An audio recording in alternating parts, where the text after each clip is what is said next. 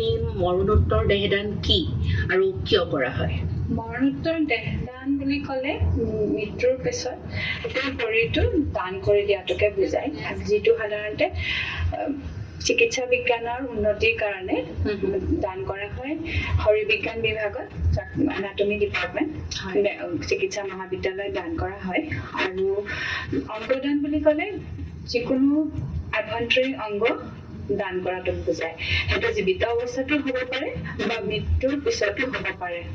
গতিকে অংগদান আৰু দেহদান একে নহয়, কিন্তু দুটা পৃথক হয়। এই বিষয়ে আমি শিশুসকললৈ নিশ্চয় কথা পাতিম। কিন্তু তাৰ আগতে আমি এই মৰণোত্তৰ দেহদানৰ ইতিহাসৰ বিষয়ে অলপ আপোনাৰ পৰা জানি ল'ব বিচাৰিছো। ইতিহাস চাবলৈ গ'লে 300 খ্ৰীষ্টপূৰ্বলৈ যাব লাগিব, য'ত গ্ৰীচত প্ৰথমে আৰম্ভ হৈছিলে। এৰোফাইলাছে আৰম্ভ কৰিছিল মৰণোত্তৰ দেহদান কৰি, তাৰ ওপৰত কেডেভেৰিক ডিছেকশ্যন আৰম্ভ কৰিছিল তেখেতে, আৰু তেখেতক সেই সময়ত শাসকীয় গোষ্ঠীয়ে যথেষ্ট সহায় কৰিছিল। তাৰ পাছত তেখেতৰ যিখিনি কৰ্মৰাজি আছিলে, তেখেতৰ কৰ্মৰাজি তেখেতৰ মৃত্যুৰ পিছত আলেকজেণ্ড্ৰিয়াৰ লাইব্ৰেৰীত সংৰক্ষিত হৈ আছিল। কিন্তু আলেকজেণ্ড্ৰিয়াৰ লাইব্ৰেৰী ধ্বংসৰ লগে লগে সেই বস্তুখিনি লুপ্ত হৈ গ'ল। তেখেতৰ যিখিনি দানৰ ওপৰত তেখেতৰ যিখিনি গৱেষণা কৰিছিলে গোটেইখিনি নোহোৱা হ'ল, লুপ্ত হ'ল। কিন্তু এই প্ৰক্ৰিয়াটো চলি থাকিল চিকিৎসা বিজ্ঞানৰ উন্নতিৰ কাৰণে, নহয় জানো? হয়। এতিয়া আপোনাৰ পৰা জানিব বিচাৰিম যে আমাৰ ভাৰতবৰ্ষত কোনে কোনে দেহদান কৰিব পাৰে? আমাৰ ভাৰতবৰ্ষত দেহদান বা অংগদান দুয়োটাই transplantation of human organ and tissue আইনৰ অধীনত 1994 চনৰ অধীনত, আৰু সেই হিচাপে চাবলৈ গ'লে যিকোনো ব্যক্তিয়ে, যিকোনো বয়সৰ ব্যক্তিয়ে দেহদান কৰিব পাৰে, যদিও বা 18 বছৰৰ ওপৰৰ ব্যক্তিক প্ৰাধান্য দিয়া হয়। কিন্তু সৰু ল'ৰা ছোৱালীয়েও দেহদান কৰিব পাৰে। আপুনি যদি সৰু ল'ৰা ছোৱালীও পাৰে, ধৰক শিশু এটি কিবা কাৰণত শিশু এটি মৃত্যু হ'ল, তেতিয়া পিতৃ মাতৃয়ে ইচ্ছা কৰিলে তাৰমানে পিতৃ মাতৃৰ যদি সন্মতি থাকে যে তেওঁলোকে দেহদান কৰিব পাৰে। কিছুদিন আগতে উত্তৰপ্ৰদেশত এটা দেহদান হৈছিলে সৰু নৱজাতক শিশু এটাৰ। এতিয়া বিচাৰিব গ'লে যে কি কাৰণেনো নৱজাতক শিশু এটাৰ দেহদান কৰা হয়, যে কিছুমান শিশু জন্ম হয়, জন্মতে তেওঁলোক মৃত হৈ পেলাই জন্ম হয়, মৃত শিশু এটাৰ জন্ম হয়, বা কিছুমান শিশু জন্ম হোৱাৰ কেইঘণ্টামান পাছতে মৃত্যু হয়। এতিয়া আচলতে কি কাৰণত শিশুটোৰ মৃত্যু হ'ল, তেখেতসকলৰ জন্ম সম্বন্ধীয় কিছুমান বিসংগতি আছিল নেকি তাত, সেইবিলাকৰ বিষয়ে গৱেষণা কৰিবলৈ আচলতে নৱজাতক শিশুৰ দেহদান কৰাটো প্ৰয়োজনীয় হয়। এতিয়া এই দেহদান প্ৰক্ৰিয়াটো যদি কোনোবাই ইচ্ছা কৰে তেনেহ'লে কেনেকৈ কৰিব লাগিব, মানে পঞ্জীয়ন প্ৰক্ৰিয়াটো কি বাৰু? দেহদান পঞ্জীয়নৰ কাৰণে যদি মৃত্যুৰ আগতে তেখেতে বিচাৰে যে মই মোৰ মৃত্যুৰ পিছত মৰণোত্তৰভাৱে মোৰ দেহটো দান কৰি যাম, তেতিয়া তেখেতসকলে প্ৰথমেই বিচাৰিব লাগিব যে তেখেতৰ নিকটৱৰ্তী চিকিৎসা মহাবিদ্যালয় এখন ক'ত আছে। তেখেত চিকিৎসা মহাবিদ্যালয়লৈ গ'লে শৰীৰ বিজ্ঞান বিভাগ এনাটমি ডিপাৰ্টমেণ্টত গৈ তেখেতসকলে পঞ্জীয়ন কৰিব পাৰে। এখন ফৰ্ম দিব, কিন্তু পঞ্জীয়নৰ কাৰণে তেখেতে মন কৰিলে যে তেখেতে দেহদান কৰিব তেনেকুৱা নহয়। তেখেতৰ নিকটাত্মীয় সন্মতি প্ৰদান কৰিব লাগিব যে আমাৰ যিজন আত্মীয় তেখেতে দেহদান কৰিম বুলি কৈছে মৰণোত্তৰভাৱে, তেখেতসকলৰ সন্মতি থাকিব লাগিব। গতিকে ইচ্ছুক ব্যক্তিজনৰ উপৰিও তেখেতৰ নিকটাত্মীয়ও সন্মতি প্ৰদান কৰিব লাগিব। গতিকে সেই যিখন তেওঁৰ পঞ্জীয়ন পত্ৰ তেখেতক দিয়া হ'ব, সেইখনত নিকটাত্মীয় দুজনৰ স্বাক্ষৰ সম্পাদিত হ'ব লাগিব, লগতে তেখেতৰ যিজনে দান কৰিব তেখেতৰ স্বাক্ষৰ থাকিব। আৰু পিছত ধৰক মৃত্যুৰ পিছত দেহদান কৰা এজন ব্যক্তিৰ কি ধৰণেৰে সংগ্ৰহ কৰা হয় শৱদেহ? মৃত্যুৰ পিছত যদি তেখেতে আগতীয়াকৈ পঞ্জীয়ন কৰি থৈছে, সেই চিকিৎসা মহাবিদ্যালয়খনত জনালে যে আত্মীয়সকলৰ সেইটো দায়িত্ব হ'ব যে আমাৰ মৃত আত্মীয় মৃত্যুৰ আগতে পঞ্জীয়ন কৰি থৈছে, জনালে আমাৰ চৰকাৰে সুব্যৱস্থা কৰি থৈছে। লগতে আমাৰ যিখন চিকিৎসা মহাবিদ্যালয়তে যোগাযোগ কৰা নহওক কিয়, অধ্যক্ষ মহোদয়ৰ পৰা আৰম্ভ কৰি আমাৰ বিভাগীয় মুৰব্বী অধ্যাপক, সহকাৰী অধ্যাপক সকলোৱে সহায় সহযোগিতা কৰি যাতে তেওঁলোকৰ দেহদান প্ৰক্ৰিয়াটোত অকণো কষ্ট নহয় সেই ব্যৱস্থা কৰি ৰাখিছে। এইখিনিতে আপোনাৰ পৰা জানিব বিচাৰিম যে ধৰক কোনো এজন ব্যক্তিয়ে সিদ্ধান্ত ল'লে, তেওঁ পঞ্জীয়নো কৰিলে যে তেওঁ মৰণোত্তৰ দেহদান কৰিব, কিন্তু পিছত কিবা কাৰণত তেওঁৰ মন সলনি কৰিলে, তেতিয়া কিবা অসুবিধা হয় নেকি? এইটোতো এটা দীঘলীয়া এটা প্ৰক্ৰিয়া হয় দেহদান প্ৰক্ৰিয়াটো ধৰক তেখেতৰ মৃত্যু কেতিয়া হ'ব তেখেতে নাজানে হয়তো তেওঁৰ মৃত্যুৰ 20 বছৰ 30 বছৰ আগতেই তেখেতে ভাবিছিলে যে মৰণোত্তৰভাৱে মই মোৰ দেহটো দান কৰি যাম এতিয়া বছৰ এটা সিদ্ধান্ততে অটুট থকাটো কাৰোবাৰ কাৰণে সম্ভৱ নহ'বও পাৰে আগতে তেখেতৰ নিকটাত্মীয় কৈ যায় যে যদিও মই পঞ্জীয়ন কৰিছিলোঁ মোৰ দেহটো দান কৰিব নালাগে তো আইনগতভাৱে তেওঁৰ বিৰুদ্ধে ব্যৱস্থা লোৱা সম্ভৱ নহয় বা লোৱা নাযায় বা নিকটাত্মীয় যদি তেখেতৰ মৃত্যুৰ পিছত বিচাৰে যে আমাৰ আত্মীয় শৰীৰটো মৃত শৰীৰটো আমি দান নকৰোঁ তেতিয়াও একো তেখেতৰ অসুবিধাৰ সন্মুখীন নহয় আৰু দিয়াটো উচিত নহয় জানো চিকিৎসা বিজ্ঞানৰ উন্নতিৰ কাৰণে দেহদান কৰাটো উচিত এতিয়া আমি আকৌ অকণমান আগলৈ উভতি যাব খুজিছোঁ যাতে মৰণোত্তৰ দেহদানৰ প্ৰয়োজনীয়তাটো আপুনি আৰম্ভণিতে ক'লে যে চিকিৎসা বিজ্ঞানত গৱেষণাৰ বাবে খুবেই প্ৰয়োজন এতিয়া জানিব বিচাৰিছোঁ যে আপোনালোকৰ বিভাগত যিহেতু এই বিষয়তে গৱেষণা কৰা হয় পৰ্যাপ্ত পৰিমাণে আপোনালোকে গৱেষণাৰ বাবে বা পৰীক্ষা নিৰীক্ষাৰ বাবে সবধি পায়নে হয় সেই বিষয়ে কোৱাৰ আগতে মই ক'ব লাগিব যে আমাৰ যিখন NMC বুলি কয় নেশ্যনেল মেডিকেল কাউন্সিল সেইসকলৰ মতে এজন 10জন ছাত্ৰ ছাত্ৰীৰ বিপৰীতে এটাকৈ দেহ লাগে গতিকে মানে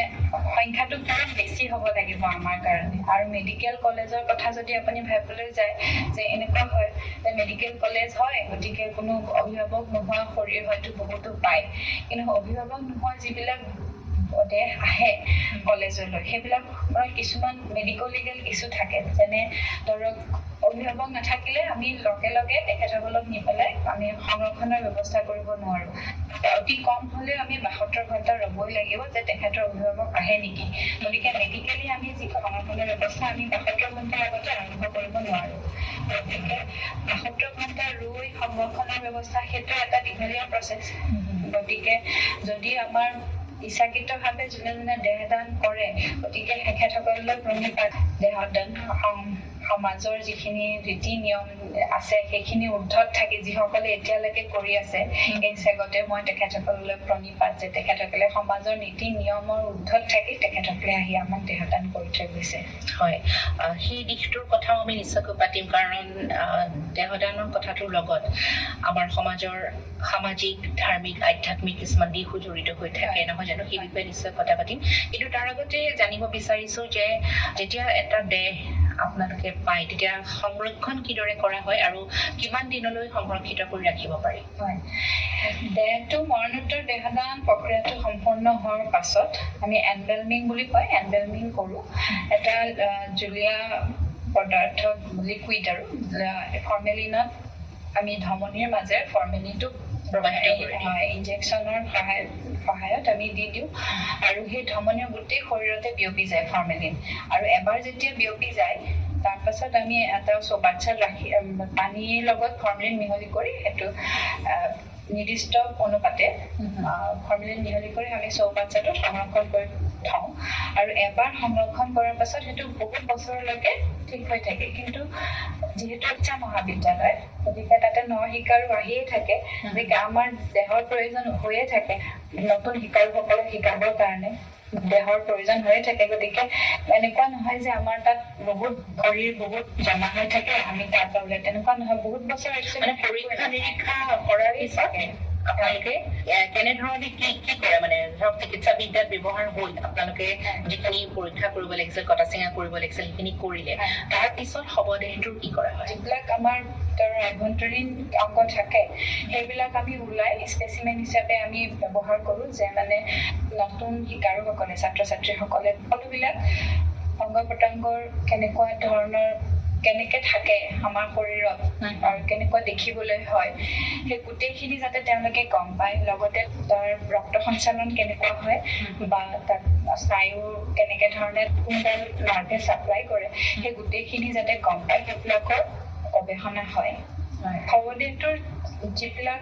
হাড় থাকে হাড়বিলাক আমি উলিয়াই আমাৰ সংৰক্ষণ কৰি ৰাখোঁ আৰু বাকী মেডিকেলি আমি কম্প'জ কৰাৰ ব্যৱস্থা আমাৰ যিটো সমাজত এটা কথা প্ৰচলিত আছে যদি ধৰক ধৰ্ম সাপেক্ষে যদি দাহ কৰা নহয় বা যদি সমাধিস্থ কৰা নহয় আত্মাৰ মুক্তি নাপায় বুলি এটা কথা আমাৰ সমাজত প্ৰচলিত এতিয়া সেই কথাটোৰ আওতালৈ আচলতে বহুতে দেহ দান কৰিবলৈ অনিচ্ছা প্ৰকাশ কৰে নহয় জানো কিন্তু আপোনালোকে আপোনাৰ কথাৰ পৰা জানিলো যে আপোনালোকে যেতিয়া চিকিৎসা বিজ্ঞানৰ দৰে এটা মহান বৃত্তিত এই গৱেষণাৰ বাবে ব্যৱহাৰ হয় তাৰ পিছত আচলতে এনেকুৱা দাহ কৰিব বা সমাধিস্থ কৰিবলৈ একো নাথাকি গৈ নহয় জানো সকলোখিনি ব্যৱহাৰ হৈয়ে যায় এটা ভাল কামত ব্যৱহাৰ হৈয়ে যায় হয় ক'বলৈ গ'লে আমাৰ স্বাস্থ্যই আমাৰ পৰম ধৰ্ম গতিকে স্বাস্থ্যৰ উন্নতি কৰিব আমাৰ চিকিৎসা বিজ্ঞানে আৰু চিকিৎসা বিজ্ঞানৰ উন্নতিৰ কাৰণে আমাৰ দেহৰ অতিকৈ প্ৰয়োজনীয় লগতে এইটো ক'বই লাগিব যে মৰণোত্তৰ দেহদান মানে কি আমাৰ মৃত্যুৰ পিছতো আমাৰ শৰীৰৰ কিবা অংশ এটা বা আমাৰ চানেকি এটা থৈ যাবলৈ আমি আচলতে দ্বিতীয় সুযোগ পাওঁ মৰণোত্তৰ দেহদান কৰি গতিকে যদি সমাজখনক আমি জগাই তুলিব পাৰোঁ যে মৰণোত্তৰ দেহদান এটা আমাৰ স্বৰ্গীয় বস্তু এটা এই ক্ষেত্ৰত বহুত কেইটা আছে নন গভৰ্ণমেণ্ট NGO আছে তেখেতসকলে আমাক বহুত বেলেগ বেলেগ ধৰণে সহায় সহযোগিতা আগবঢ়ায় তাৰ ভিতৰত ইলোৰা বিজ্ঞান মঞ্চ এতিয়ালৈকে ভাল কাম যথেষ্ট সক্ৰিয়ভাৱে কাম কৰি আছে আৰু এটা কথা ক'ব লাগিব যে আমাৰ ইয়াতে এনভেলমিং হয় সংৰক্ষণৰ কাৰণে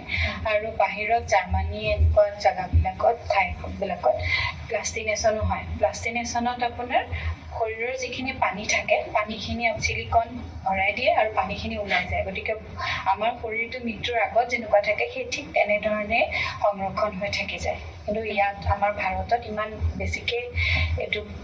প্ৰচলিত হোৱাকৈ নাই আৰু দেহদান প্ৰক্ৰিয়াটো আচলতে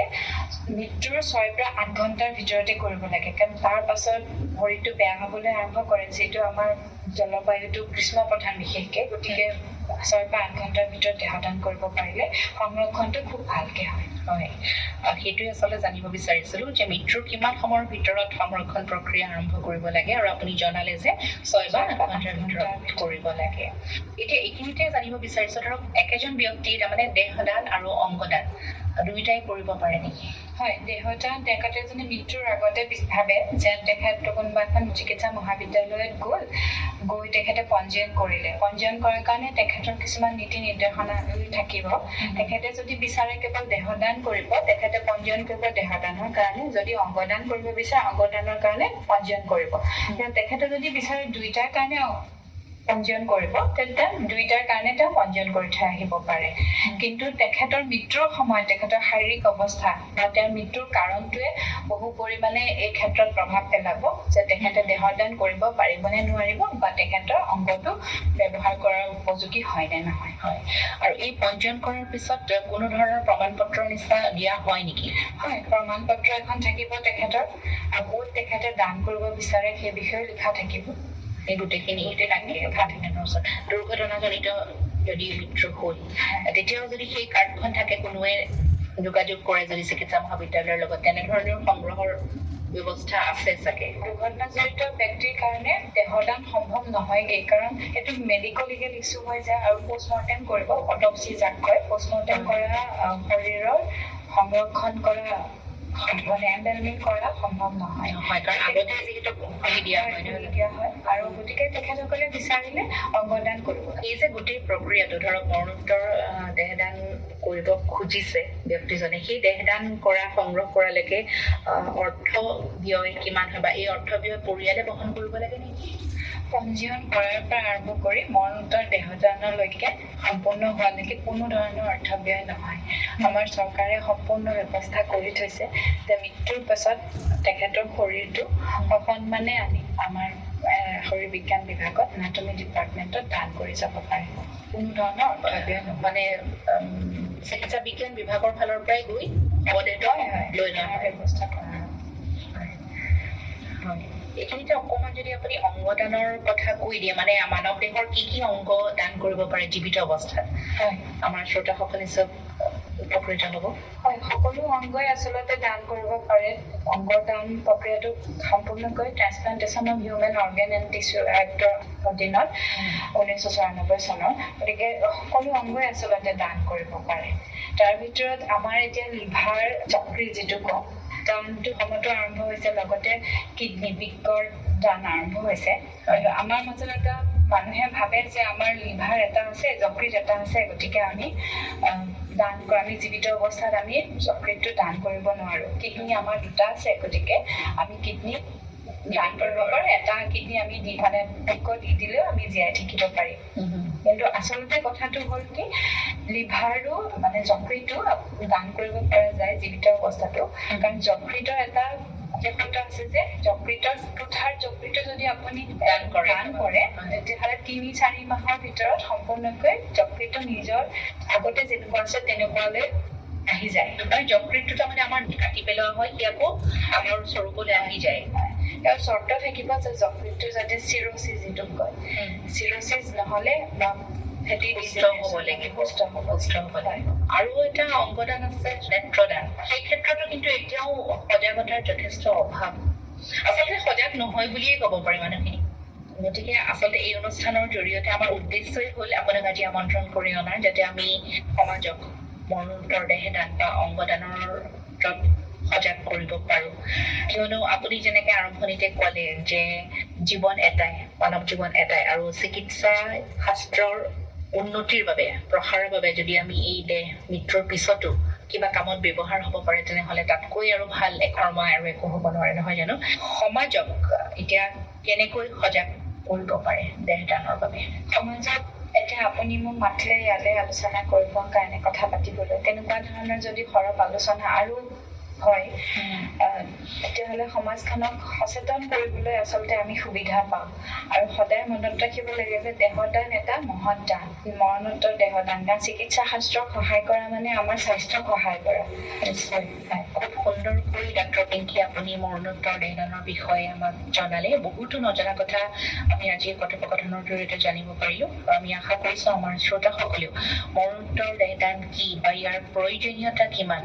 আৰু দেহদান কৰিলে চিকিৎসা বিজ্ঞানৰ ক্ষেত্ৰত যে যি সহায় আগবঢ়োৱা হয় সেই বিষয়ে অৱগত হ'ল। ক্ৰমাৎ এইটো এটা আন্দোলনৰ ৰূপ দিব পাৰো, হয় নহয় জানো? সেইধৰণে ডাক্তৰ পিংকী আজি আপুনি ব্যস্ততাৰ মাজতো আমাৰ অনুষ্ঠানলৈ আহিলে আৰু মৰণোত্তৰ দেহদান এই বিষয়ে আমাক বহুতো কথা জনালে। তাৰ বাবে ধন্যবাদ জনাই আজি আপোনাৰ পৰা বিদায় লৈছো। ধন্যবাদ। নমস্কাৰ। নমস্কাৰ।